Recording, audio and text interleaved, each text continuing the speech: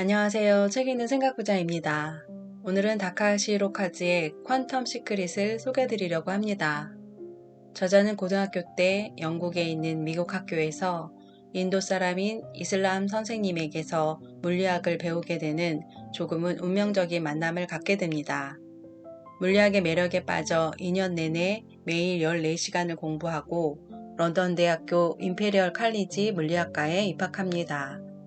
옥스퍼드 대학교 명예교수인 로저 펜로즈 박사의 양자뇌 이론을 근거로 양자역학을 응용한 인공지능 프로그램을 연구 개발해 석사 과정을 수료했습니다. 그 후 동양철학, 성공철학, 심리학, 뇌과학, 코칭을 양자역학으로 설명하고 과학적 코칭 메소드인 양자역학 코칭사를 확립했습니다. 제목에서 알 수 있듯이 저자는 끌어당김의 법칙을 양자역학을 통해서 자세히 설명합니다. 성공하는 사람들이 얻을 수 있었던 깨달음은 소원이 어떻게 이루어지는지 논리적으로 이해했기 때문이라고 이야기하며 어렵게만 느껴지던 양자역학을 통해 소원을 실현할 수 있는 원리와 방법까지 쉽게 풀어줍니다. 저 역시 문과 성향이 강한 만큼 두려움이 앞섰던 것과는 달리 이해하기 쉽게 풀어가는 저자의 물리학의 세계, 보이지 않는 세계로의 여행은 무척이나 흥미롭습니다. 어려울 것이라는 선입견을 버리고 조금만 들여다본다면 보이지 않는 미시세계 속으로의 여행은 우리에게 부와 행운을 가져오는 방법까지 알려줄 것입니다. 저자가 젊은 시절부터 평생을 공부한 물리학의 세상, 양자역학의 세상 속으로 들어가 보겠습니다. 양자역학이란 물리학은 크게 두 분야로 나뉩니다. 한 가지는 고전역학, 그리고 나머지 하나는 양자역학입니다. 고전역학은 눈에 보이는 거시세계에서 성립하는 자연법칙을 탐구하는 학문입니다. 예를 들면 공이 포물선상에 그리는 궤도를 예측하거나 사과가 땅에 떨어지는 현상을 확인하고 이 운동 법칙을 해명하는 과정이 고전역학입니다. 반면 양자역학은 눈에 보이지 않는 미시세계에서 성립하는 자연의 법칙을 탐구하는 학문입니다. 예를 들어 사과를 잘게 자르면 어떻게 될까요? 사과 주스가 됩니다. 주스는 대부분이 물 분자로 이루어져 있습니다. 물 분자 H2O를 잘게 분해해 보면 수소 원자 H 2개와 산소 원자 O 1개로 구성되어 있습니다. 원자는 그 중심에 원자 핵이 있고 그 주위를 전자가 빙글빙글 돌고 있습니다. 모든 물질은 계속해서 잘게 쪼개면 분자가 됩니다. 분자는 원자로 구성되고 전자, 중성자, 양성자로 이루어져 있습니다. 그리고 중성자와 양성자 속에는 쿼크라고 하는 세 개의 소립자가 존재합니다.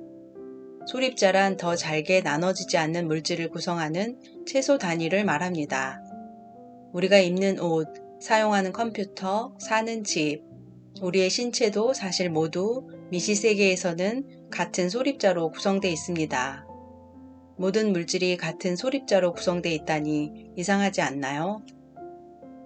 우리의 신체를 구성하는 소립자와 옷, 가구, 집 같은 사물을 구성하는 소립자가 같다니 쉽게 믿기 어려울 것입니다.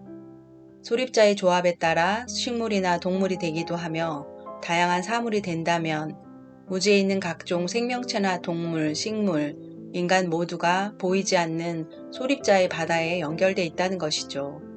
이렇게 원자, 전자, 소립자 등 눈에 보이지 않는 미시세계, 자연의 움직임을 탐구하는 학문이 양자역학입니다. 다시 말해 보이지 않는 세계를 해명하는 학문입니다. 모든 것은 에너지로 설명할 수 있다. 양자역학에서 양자는 입자와 파동의 성질을 모두 가진 매우 작은 물질 또는 에너지의 최소 단위입니다. 즉, 만물의 근본은 에너지로 이루어져 있다는 말입니다. 이 세상의 구성을 단순하게 생각하면 보이는 세계와 보이지 않는 세계로 나눌 수 있습니다. 예를 들어 보이는 세계는 물질처럼 질량이 있으므로 아인슈타인의 에너지와 질량의 관계식으로 설명합니다. 아인슈타인은 특수 상대성 이론에서 다음의 식을 도출했습니다. E = mc 제곱. E는 에너지, M은 물질의 질량, C는 빛의 속도입니다. 이 식은 에너지가 있는 것을 물질로 변환할 수 있고 물질은 에너지로 변환할 수 있음을 의미합니다.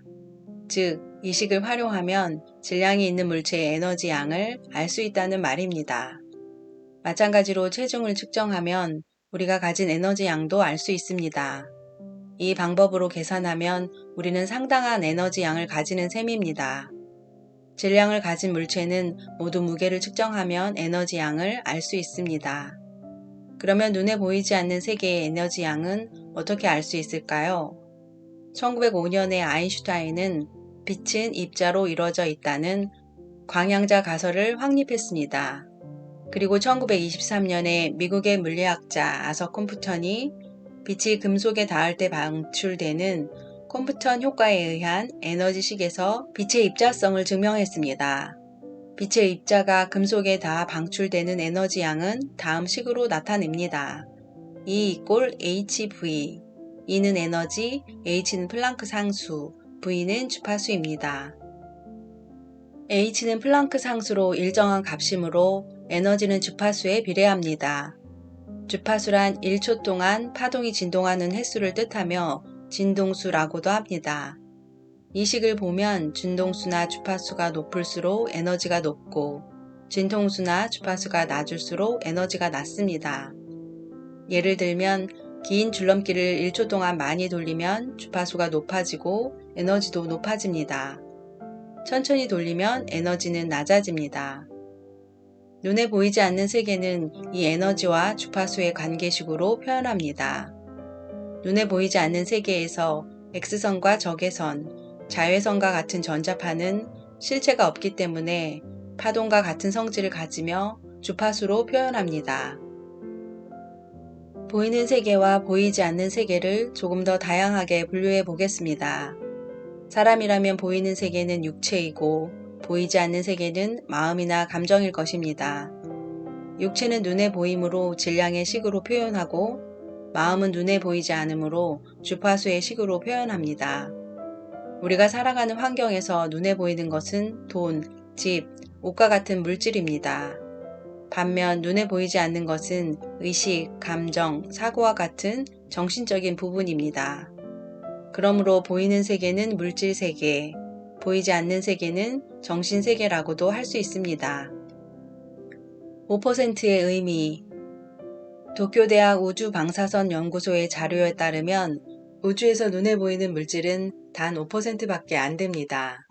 나머지 27%의 보이지 않는 물질을 암흑물질이라고 하며 68%의 보이지 않는 에너지를 암흑에너지라고 합니다. 그러면 도대체 눈에 보인다는 말은 무슨 뜻일까요? 사람은 물체를 볼 때 색을 식별합니다. 사과와 딸기는 붉은색, 맑은 하늘은 파란색, 나뭇잎은 초록색, 레몬은 노란색으로 보인다고 생각합니다. 왜 그렇게 보일까요? 물체는 태양이나 형광등의 빛을 받으면 특정 색만 반사하는데 그 반사된 색이 눈의 망막을 통해 전기 신호로 바뀌고 뇌에서 이미지로 비춰집니다. 눈에는 파란색, 초록색, 빨간색의 빛을 판별하는 센서 역할을 하는 세포가 있고 각 색의 빛을 감지하는 비율로 색이 결정됩니다. 반면 눈에 보이지 않는다 라는 말은 빛이 닿아도 전혀 반사되지 않아 지구에서 관측할 수 없는 완전한 암흑을 뜻합니다. 즉, 암흑물질과 암흑에너지는 그 존재는 확인됐지만 현재의 관측 기술로는 전혀 관측할 수 없으므로 수수께끼입니다. 빛에 반사되는 것은 눈에 보이지만 빛에 반사되지 않은 완전히 어두운 물질과 어두운 에너지라서 암흑물질, 암흑에너지라는 이름이 붙여졌습니다. 그러면 어떻게 해서 관찰할 수 없는데 존재한다는 사실을 알 수 있을까요? 바로 뉴턴의 만유인력의 법칙 덕분입니다. 만유인력의 법칙에 따르면 모든 물질은 질량이 있는 한 서로 눈에 보이지 않은 인력으로 끌어당깁니다. 예를 들면 당신과 당신이 사용하는 컴퓨터 사이, 당신과 텔레비전 사이, 당신과 당신 가족 사이에도 보이지 않는 인력이 서로를 끌어당깁니다. 1970년대 후반 나선 은하의 회전속도 분포가 관측돼 은하 내에 밝은 별이나 성간가스가 아닌 빛으로는 관측할 수 없지만 중력이 감지되는 물질의 존재도 입증됐고 우주 공간에도 똑같이 광학적으로 보이지 않지만 은하계의 회전 운동에 인력에 영향을 주는 물질이 있다는 사실이 계산상으로 확인됐습니다. 관측되지 않지만 중력의 영향을 받는 무엇인가 존재하는데 무엇인지 밝혀지지 않은 수수께끼의 물질이 바로 암흑물질입니다. 암흑에너지는 우주의 팽창을 가속하는 원인이 되는 미지의 에너지입니다. 우주는 보이지 않는 물질과 보이지 않는 에너지로 구성되어 있습니다. 즉, 우주에서 과학으로 해명된 부분은 단 5% 뿐입니다. 남은 95%는 아직 해명되지 않았습니다. 이것은 인간관계에서도 마찬가지입니다. 인간관계의 문제 대부분은 자신이 인식하지 못하는 상대에 보이지 않는 부분이 원인인 경우가 많습니다. 사람은 표면적으로 보이는 말과 행동만으로 상대를 판단하거나 평가하지만 사실 상대를 모두 이해하지 못하고 이 사람은 짜증나는 사람이다. 너무 나쁜 사람이다. 라고 함부로 평가하기도 합니다. 이렇게 생각하면 인간관계를 구축할 때도 일부에 보이는 정보뿐만 아니라 보이지 않는 부분을 이해하려는 자세를 가져야 할 것입니다. 영성이란 과학으로 해명하지 않은 눈에 보이지 않는 세계를 말합니다. 양자역학은 바로 보이지 않는 세계를 과학적으로 접근하는 학문입니다. 즉, 눈에 보이지 않는 세계를 탐구하는 양자역학을 사용하면 지금까지 해명되지 않았던 영적 세계도 해명 가능합니다. 이 우주의 대부분을 지배하는 보이지 않는 세계와 양자역학을 공부하면 세상의 원리를 알고 자유자재로 소원과 목표를 이루는 방법에 이룰 수 있습니다. 신기한 표면의식과 잠재의식의 세계.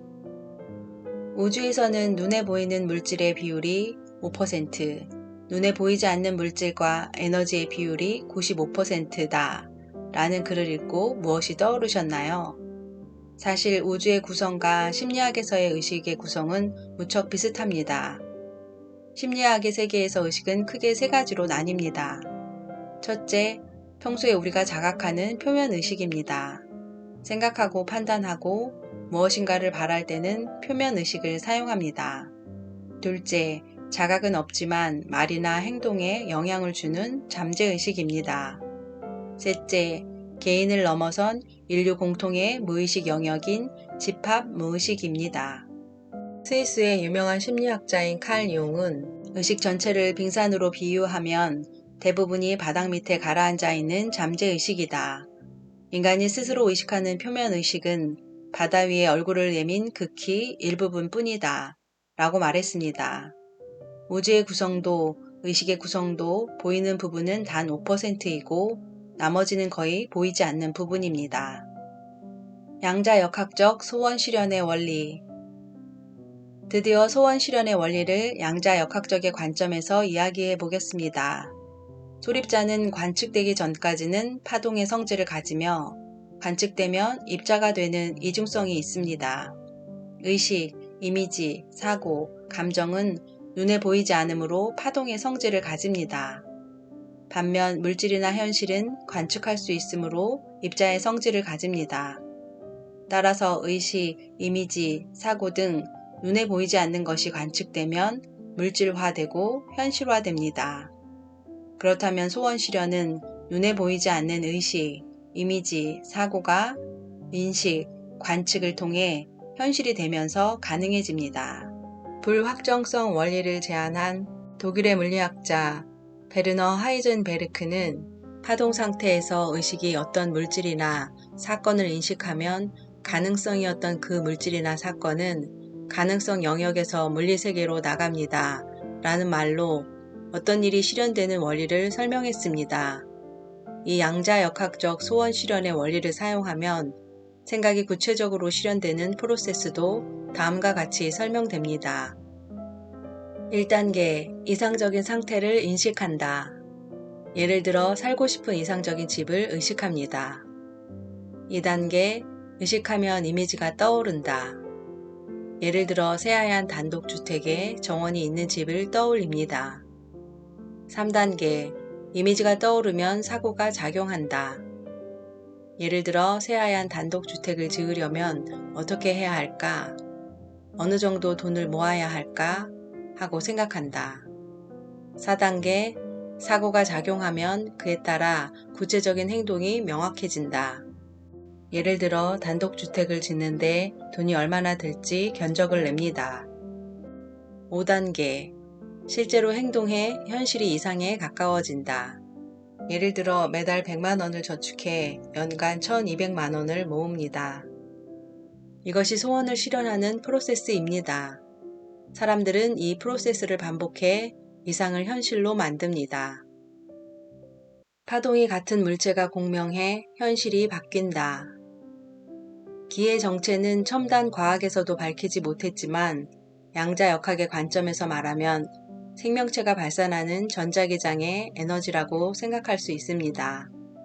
모든 물질은 원자로 구성되어 있고 원자의 주변에는 전자가 자유롭게 떠 있습니다.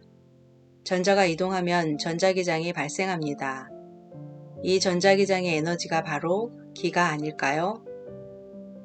우주에 있는 모든 물질의 근본은 에너지로 이루어져 있으므로 기는 생명체가 발산하는 에너지라고 할 수 있습니다.